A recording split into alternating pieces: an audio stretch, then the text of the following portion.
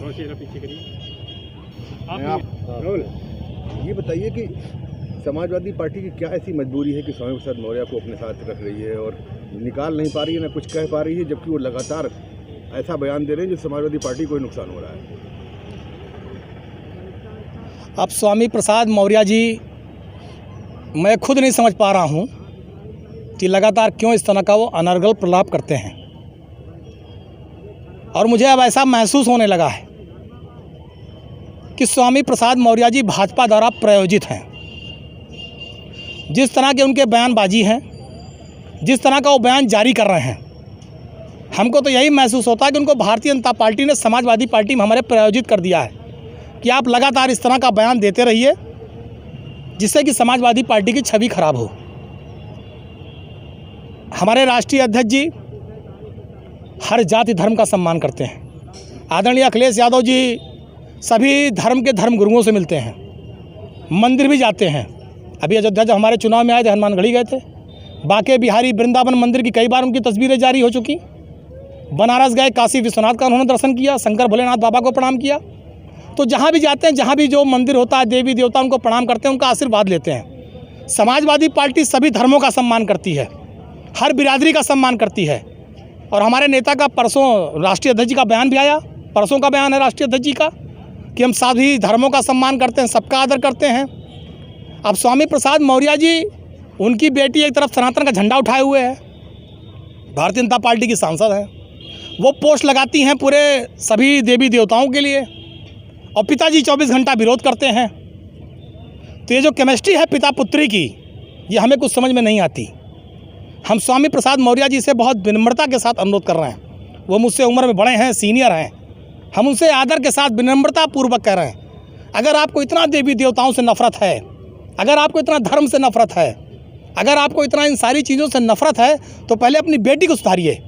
आदमी का कर्तव्य होता है पहले घर सुधारना, पहले अपने बच्चों को सुधारिए, अपने परिवार को सुधारिए, फिर आप समाज पर ध्यान दीजिए। जो आदमी अपने परिवार को ही ना सुधार पा रहा हो और आप समाज को शिक्षा देते हैं, या तो आप कहिए कि आपकी बेटी से आपका रिश्ता नहीं है। आपके घर में जन्मदिन होगा तो आपकी बेटी के साथ आपकी फ़ोटो आती है।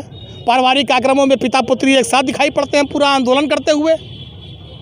तो ये सब नहीं चलेगा। ये जो आप डबल गेम खेल रहे हैं, एक तरफ अपनी बेटी को भाजपा का सांसद बना रखा है, अभी तक क्यों नहीं भाजपा से दिला दिया? क्यों नहीं आपकी बेटी आपके साथ मुखर होकर के बोलती सारी बातों को?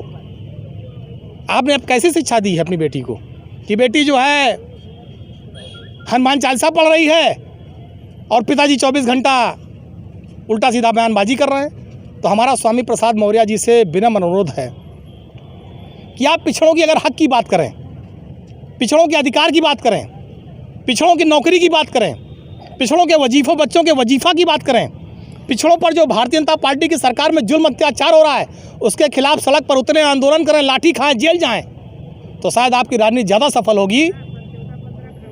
ये अनर्गल प्रलाप से जो आप सस्ती लोकप्रियता पाने के लिए उल्टे सीधे बयान देकर कि टीवी चैनल में बने रहें, अखबार में बने रहें, ये जो आप ड्रामा करते हैं बंद करिए। और मैं इस देश के जितने मीडिया हाउस हैं, जितने हमारे चैनल के भाई बंधु हैं, मैं उनसे भी हाथ जोड़ के विनती कर रहा हूँ कि अगर आप 2-4 बार स्वामी प्रसाद मौर्य जी के बयानों को दिखाना बंद कर दीजिए तो इनकी अकल ठिकाने लग जाएगी। ये सब बेवकूफ़ी का बयान देना बंद कर देंगे। स्वामी प्रसाद मौर्य को लेकर पार्टी की मजबूरी क्या है कि जो लगातार उनके बयानों को लेकर के उसका कंट्रोल? देखिए, ऐसा है, माननीय राष्ट्रीय अध्यक्ष जी ने उनको बुला के समझाया था और उनसे कह भी दिया था कि आप इस तरह के अनर्गल बयान देना, धर्मों पर, जातियों पर टिप्पणी करना बंद करिए। आप लड़ाई लड़िए, आंदोलन करिए पिछड़ों के लिए, दलितों के लिए, अल्पसंख्यकों के लिए, उनके हक और अधिकार के लिए। लेकिन इनका कोई लड़ाई का तो रहा नहीं है कभी वास्ता कि इन्होंने आंदोलन किया हो, कोई जेल गए हो, बहुत ज़्यादा धरना प्रदर्शन आंदोलन। ये तो सस्ती लोकप्रियता वाले नेता हैं, तो वही काम अभी जारी है। अगर हम स्वामी प्रसाद मौर्य जी से आप लोगों के माध्यम से सवाल कर लें कि 5 साल जब आप भारतीय जनता पार्टी में मलाई काट रहे थे, लाल बत्ती में चल रहे थे, तो ये सारा ज्ञान कहाँ चला गया था? ये जो ज्ञान आज बघार रहे हैं, ये जो बड़ा बड़ा ज्ञान आज जो है टीवी चैनल और माइक पे दे रहे हैं, वो ज्ञान 5 साल पहले कहाँ था? जब ये भाजपा में मंत्री थे, तब उस ज्ञान का ये बखान नहीं कर पाते थे, वो ज्ञान माइक पर उड़ेल नहीं पाते थे। और आज जब भाजपा से अलग हो गए तो ज्ञान बांट रहे हैं। तो वो ज्ञान अगर इन्होंने भाजपा में रहते हुए बांटा होता तो मैं मानता कि स्वामी प्रसाद मौर्य जी ईमानदार हैं, स्वामी प्रसाद मौर्य जी सच बोल रहे हैं। स्वामी प्रसाद मौर्य जी केवल ड्रामा कर रहे हैं, सस्ती लोकप्रियता पाने के लिए, मीडिया में बने रहने के लिए कि लोग जाने कोई स्वामी प्रसाद मौर्य टाइप का चीज़ है, इसीलिए सब ड्रामा है, वरना लोग उनको भूल गए, कुछ बचाव नहीं उनके पास। जी क्या लगता है भाजपा के सारे पे काम कर रहे हैं स्वामी प्रसाद मौर्य? ये बहुत बड़ी बात आपने कही। हम अपने मीडिया के भाइयों आपसे निवेदन करेंगे, इसकी आप जांच करिए कि जो स्वामी प्रसाद मौर्य ये बयान दे रहे हैं इसका डीएनए कहाँ है। ये जो भाषण बयान ये दे रहे हैं इस समय, ये चाबी कहाँ से घूम रही है, ये चाबी कितनी ऐठी, कब ऐठी जाती, कहाँ से ऐठी जाती है, जो ये रेडियो की तरह बजने लगते हैं। ये बहुत बड़ा जांच का मुद्दा है और इसकी जांच हो जाए अगर तो समझ में आ जाएगा ये पूरी भारतीय जनता पार्टी के कहने पर ही स्वामी प्रसाद मौर्य जी सब बयान दे रहे हैं।